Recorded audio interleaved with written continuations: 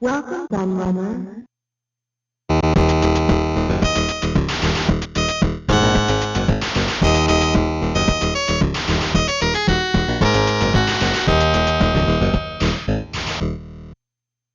This month's episode of Amazing Facts is somewhat of a follow-up to a previous video, as almost exactly a year ago I produced one looking at the BBC Micro.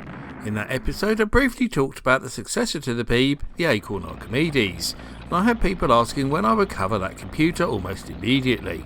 It had featured in a previous poll but not won, and that was nearly the case this time too, as after taking an early lead, it was trailing to the Tandy-colour computer before narrowly getting past the finish line with just 1% more of the votes. It was always an episode I wanted to make because I used an Acorn Archimedes at school and also had a friend who owned one, although his parents really didn't like him playing games on it sadly, and so I have quite a bit of personal nostalgia for the machine. Not just that though, it also represents a very interesting story, and the ARC was hugely influential in the history of home computing, but is rarely recognised for its contributions. It could even be argued that if the Archimedes didn't exist, you wouldn't be holding the smartphone or tablet you're likely watching this on now. Now I'm sure that last line is pretty tantalising for those who aren't in the know about the Archimedes, so now would probably be a good time to lead into the amazing facts themselves. Some of the great seats of learning in Britain. From today, there's a new one. This is the seat, and this is the new learning curve from Acorn, including the latest version of the BBC computer used in 85% of schools, so you can master word processing, get help with the national curriculum, have fun, or get down to business. In fact, it's everything you need to get on with computers. Call Freephone Acorn Computers now. The Learning Curve. Now, I wanted to start off with this fact because it plays such an integral part of the Acorn Archimedes story, to the extent that the computer very nearly didn't happen, and you have to wonder that had the development of the computer not been finalised, would the ARM chip have still come to the fore like it did, and how different would the technology sector be today? In my Amazing Facts video I did on the BBC Micro, which I'm going to be referencing a lot during this particular video, and yes, of course I have linked this down in the description for those who missed it, I talked about how the disastrous launch of the Acorn Electron caused the company to be bailed out by Italian electronics giant Olivetti, who took a controlling share in Acorn. And by 1986, when the Acorn Archimedes was in development, Olivetti was starting to lose patience with Acorn. The company was no longer profitable, they had failed miserably in their attempts to get Acorn computers into foreign markets, and they were getting ready to throw in the towel. But when they saw the Archimedes for the first time and the immense power provided by the ARM chip inside it, they decided to give Acorn a stay of execution, and actually backed the company with a fresh pile of cash to continue the computer's development. Without this critical investment, the Archimedes would have never happened, and the evolution of the ARM chip might have stopped right there. The Learning Curve. Another thing I talked about in that 10 amazing BBC Micro Facts video was the Tube coprocessor add-on for the 8-bit Acorn computer, and how a later model was made that featured an early version of the ARM chip, the very thing that the Acorn Archimedes was built around. But I didn't go into a great deal of detail about what made the ARM chip so powerful, because I always knew that this video would appear someplace down the road. Now I'm sure that the vast majority of the people watching this are more than familiar with the significance of the low resource but high powered ARM chip and its unbelievable legacy that has seen a modern day relative included in almost every mobile computing device out there, from iPhones to sat-navs. Its inclusion in that second processor unit was the testing ground for the chip while they continued the development of the computer that would truly harness its power, and Acorn was so focused on getting this revolutionary 32-bit chip to market that they skipped the proposed development of a 16-bit computer completely. Although the Acorn bosses have admitted that they probably lost a lot of market share by not replacing the BBC Micro sooner. RISC stands for Reduced Instruction Set Computer, and the general idea of the chip is that you can run very intensive programs a lot faster than existing processors thanks to a far less complex set of commands within the machine code itself, meaning the computer can read and execute code a lot more efficiently. Though development of these RISC chips dated back as far as the 1960s, it wasn't until the late 80s that they started to become a realistic proposition in home systems due to the new advances in chip manufacturing. and it was Acorn in particular that perfected the development of the RISC chip with their very own ARM processors, which stood for Acorn RISC Machine. These not only benefited from the reduced instruction sets, but also from much lower power consumption and heat output, which is what led to them being used in every kind of mobile device known to man, as well as a more integrated circuit which, as the Archimedes computer evolved, meant that Acorn could combine numerous chips into one. Probably one of the most famous examples of this chip evolution was the Atari Jaguar, which managed to combine 4 powerful RISC processors into just 2 chips, a console that was of course also designed by ex-Sinclair research engineers in Cambridge, just like the Archimedes. And like the Jaguar, which was of course inspired by the Acorn design, the whole Archimedes ecosystem was designed from the ground up with its selection of specifically designed custom chips that would all work in tandem. So alongside the 32-bit ARM2 CPU, which was later upgraded to a more powerful ARM3 chip, was the VIDC1 processor that was there to provide both the graphics and sound. This could display up to 256 colours on screen from a palette of 4096 with a resolution of 640x256, or provide a high-res monochrome display in 1152x864 pixels. It also sported 8-channel PWM stereo sound, making it much more powerful than its closest rivals in the ST, Amiga and PC in almost every area, making it a very attractive proposition for both home and business use. The learning curve. An integral part of the Archimedes computer is its innovative GUI-driven operating system. Initial machines shipped with Arthur, which was included in the ROM so it would run upon boot up. In early 1989, this was replaced with the more stable and much improved RISC OS. This was essentially the very same operating system, just renamed, done so because Arthur had gained a reputation for being very buggy and unstable. Thankfully, existing Archimedes owners were offered free upgrades by Acorn to replace the OS ROM, a good piece of PR on their behalf. From here, RISC OS was continuously upgraded and updated, being used in all future Acorn Archimedes models, as well as its successor, the Acorn RISC PC, which I'll come on to a bit later. This took it right up to version 5, which can still be officially purchased in the present day for use with a number of different systems, including modern RISC PC clones, and the Raspberry Pi, which also supports BBC Basic of course. Amongst the many features RISC OS offered is cooperative multitasking, context-sensitive menus, window order control, user-definable file icons, dynamic window focus, and drag and drop. These features might be commonplace on modern operating systems, but back in the early 90s they weren't even common in Windows, let alone the Amiga's Workbench OS or GEM-TOS on the Atari ST. And more features were added with every update, keeping it more than competitive with anything Microsoft or Apple had to offer. The learning curve. During the early 80s, the British Broadcasting Corporation started what became known as the BBC Computer Literacy Project. This venture was initiated partly in response to an ITV documentary series called The Mighty Micro, which predicted the coming microcomputer revolution and its effect on not just the UK economy and technology industry, but also people's home lives too. The BBC wanted to design its project around a microcomputer capable of performing a series of quite specific tasks that they could demonstrate on a new TV series called The Computer Programme. The list of topics would include programming, graphics, sound, music, teletext, controlling external hardware, and even artificial intelligence. The company created a rather ambitious specification for the BBC branded computer, which they insisted must be built by a British company.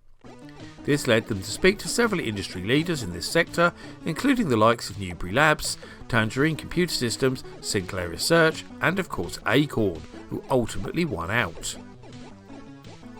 I covered the background to this in a lot more depth in my 10 amazing BBC Micro Facts video, so check back to that one, which I've linked in the description, if you want to know more about this story.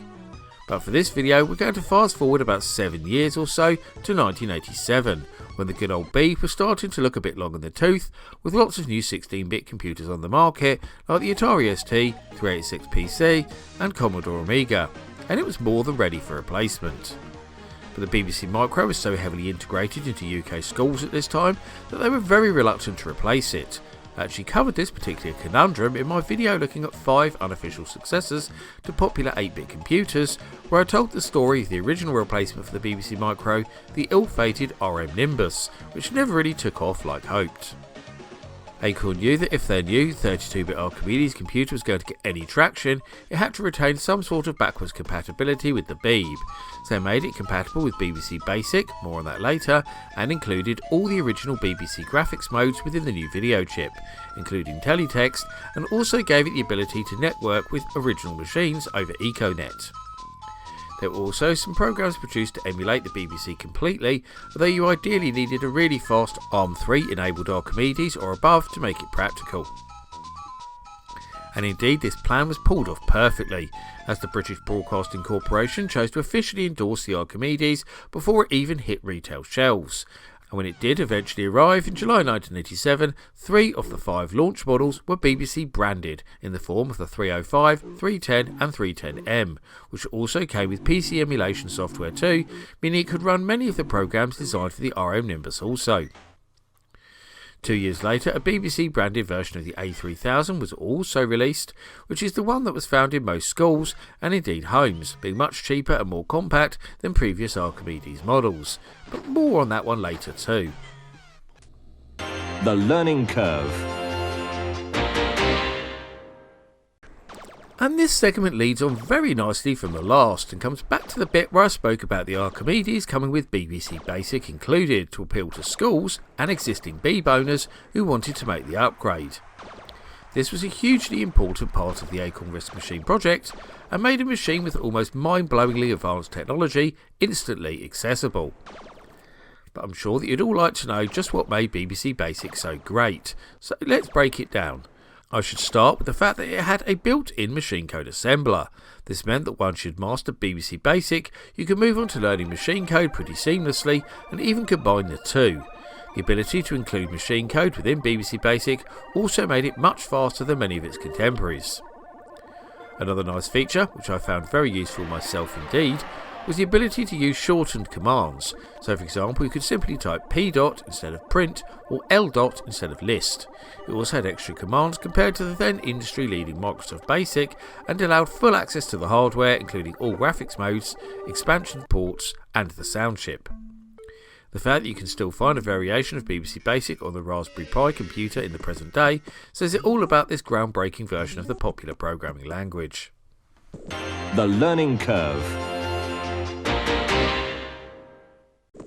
Despite hugely positive reviews from the industry press of the time, the initial Acorn Archimedes computers were slow to take off, and these sluggish sales were not helped by the high price and PC-like design that put off many existing 8-bit home computer users who were looking to upgrade to a new 16-bit computer like the Atari ST or Commodore Amiga.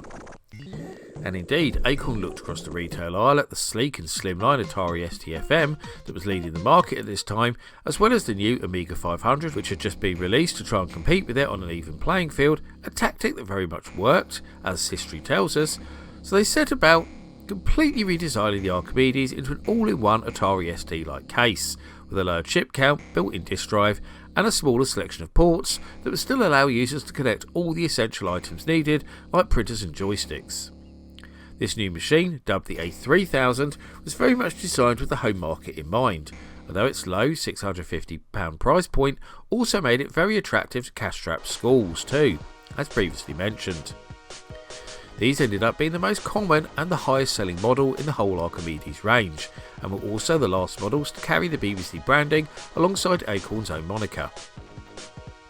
The more mainstream appeal of these cost-reduced micros also saw them introduced into regular retail stores in the UK too, like Dixon's and John Lewis. It was the strong sales of these machines that encouraged major software houses like Domark, Chrysalis, Gremlin and Grand Slam to support the Archimedes and port across popular games from the ST and Amiga like Xenon 2, James Pond, Chuck Rock, Speedball 2, Zool, Lemmings and Pac-Mania. The learning curve. Like its big brother, the BBC Micro, one of the most useful aspects of the Acorn Archimedes was its vast expansion capabilities that saw a huge range of different peripherals and add-ons created for the computer to make the most of its hugely powerful hardware. As well as pretty standard things like mice, joysticks, scanners, printers, modems and external disk drives, there were also some much more interesting and innovative products like a PC emulator that came with an Intel 80186 coprocessor and MS-DOS 3.21. This required at least 4MB of RAM and only produced CJ graphics, but was more than capable of running basic business applications, albeit somewhat slowly in many cases. Later, more powerful PC emulation software also arrived as the Archimedes hardware itself evolved. Graphics tablets also proved to be an attractive add-on for the Archimedes, thanks to its powerful graphics hardware and still image manipulation and editing, which evolved into moving images with the arrival of the Acorn Archimedes CD-ROM drive in 1992. This proved to be a very important product indeed, which I'll expand more on in a later segment.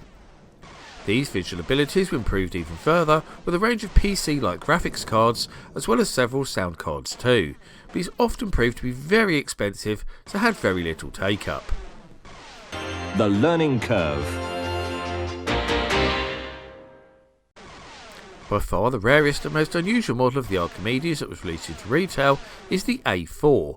Seemingly named after a piece of paper, this moniker was likely intentional, as it is in fact a notebook computer, or laptop if you like, that features a rather strange grey boxy look that is radically different to the design aesthetics of other Acorn Archimedes computers.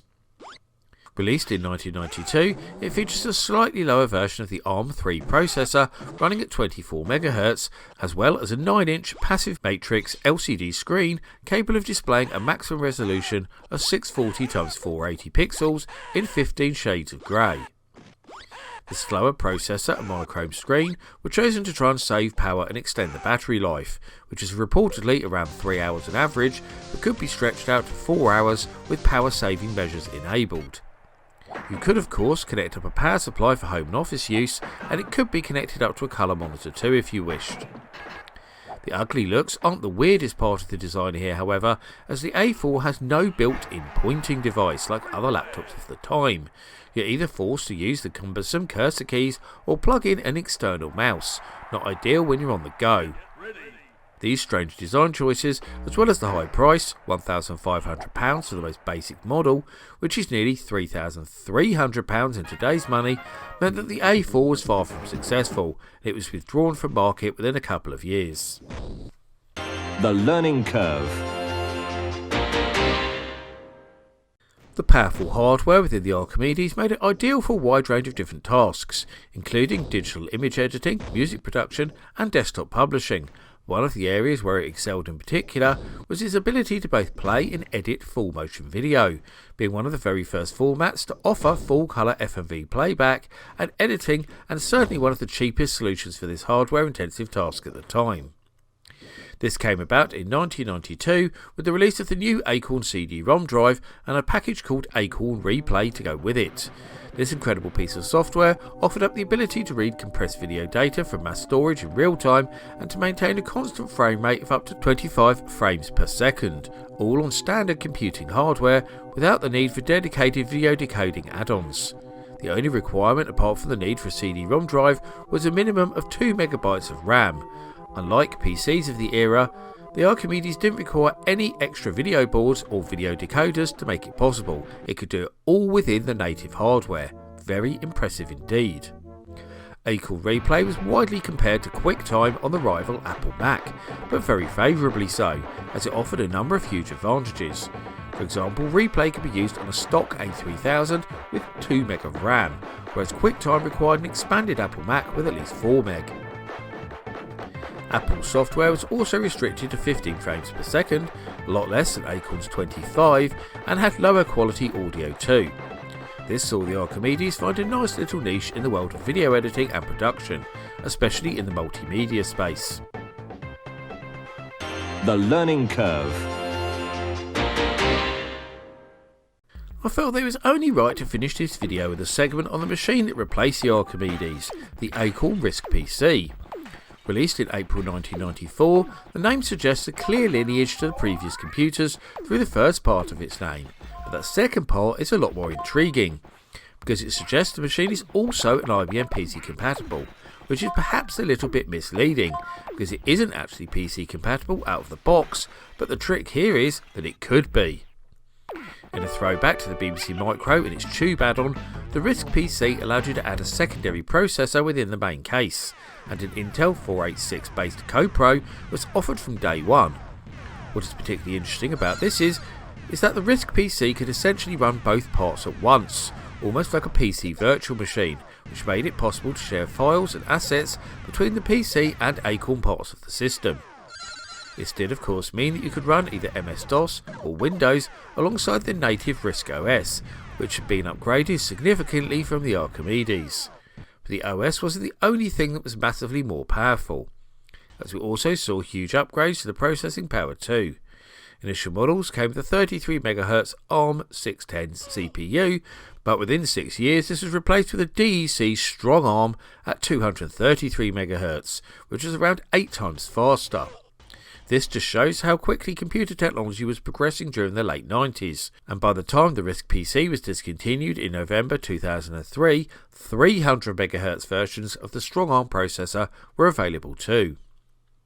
Building on some of the niche markets the Archimedes occupied, the RISC PC proved particularly popular with musicians and movie makers, especially as it made it very easy to combine the two, adding a score you created into the background of a film.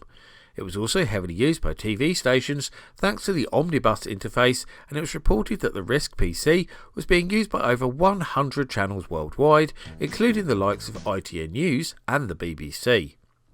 Although production of the RISC PC ceased in 2003, it lived on in several forms, including the Castle Technology Ionix PC, Advantage 6 A9 Home, and the RISC Station R7500, which all enhanced the setup in different ways and kept the RISC PC format alive and well into the next decade.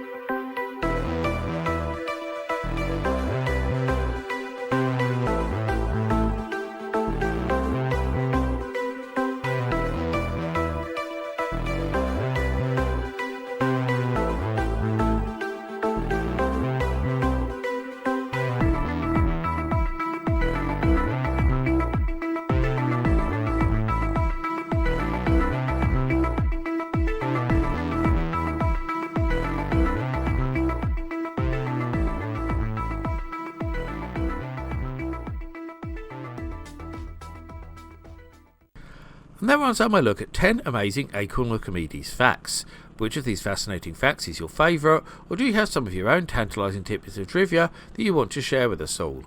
I also love to hear the thoughts and views of my audience, so please get typing in that comment section. But before I go, I must thank all of my loyal patrons and YouTube members for continuing to support my channel and make videos like this possible. However, I must give special thanks to the following patrons and YouTube backers in particular for their much appreciated pledges: Dee Vaughan, Albert Davis, Richard Baker, Martin Wiggins, Peter Grantham, Bernard Santu, Mins, Classic Gamer 74, Josh Hartman, Daniel Skronsky, Ben P. Stein, Tabby Kitsune, Grady Haynes, Paul Daniel, Seth A. Robinson, Kalimatorn, Carl Olsen, Mark Strickland and Electron Starclaps. If you also want to help support this channel, then you can now join as a YouTube member for as little as £2 a month, where you'll get access to exclusive videos and updates and much more. Just click the button on my community page to get started. My Patreon is also still available if you prefer to support me in other ways too. I've been the Lad, I thank you for watching, and I'll see you all again for another video very soon.